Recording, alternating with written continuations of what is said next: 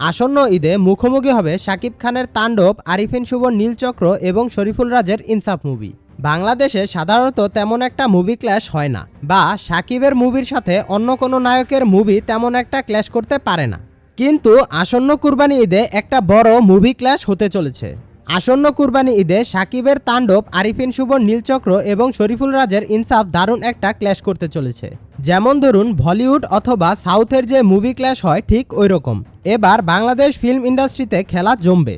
বরবাদ মুভির ক্রেজ তো এখনও দর্শকদের মাঝে আছে, তবুও বরবাদের রেশ কাটতে না কাটতে তাণ্ডব সিনেমার হাইপও এখন দর্শকদের মাঝে চলে এসেছে।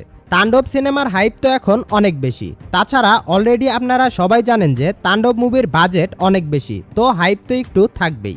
এছাড়াও আরিফিন শুভর তো একটা কামব্যাক দরকার ছিল, কারণ ঢাকা অ্যাটাক ও মুজিব মুভির পরে তাকে আর তেমন কোনো প্রজেক্টে দেখা যায়নি। তবে আসন্ন কুরবানি ঈদে আরিফিন শুভ আসছে নীলচক্র মুভি নিয়ে। যদিও এই মুভির তেমন কোনো আপডেট পাওয়া যায়নি, শুধুমাত্র ফার্স্ট লুক পোস্টার ছাড়া, তবুও পোস্টার দেখে মনে হচ্ছে ভিন্ন ধরনের একটা গল্প হতে চলেছে নীলচক্র। এবং এই সিনেমাতে আরিফিন শুভর নায়িকা হিসাবে থাকবেন মন্দিরা চক্রবর্তী। এবার আসা যাক শরীফুল রাজের ইনসাফ মুভির কাছে।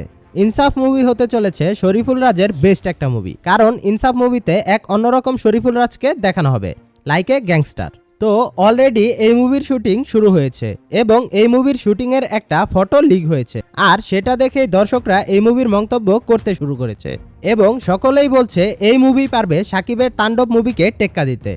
আর এই মুভিতে প্রথমবারের মতো জুটি বাঁধবেন শরীফুল রাজ ও তাসনিয়া ফারিন।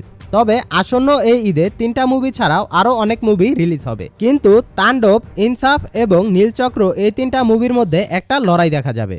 তো আপনি কোন মুভির জন্য অপেক্ষা করছেন অবশ্যই কমেন্ট করে জানাবেন। আর পরবর্তী আপডেট পাওয়ার জন্য আমাদের সাথেই থাকুন। সকলেই ভালো থাকবেন, সুস্থ থাকবেন। আল্লাহ হাফেজ।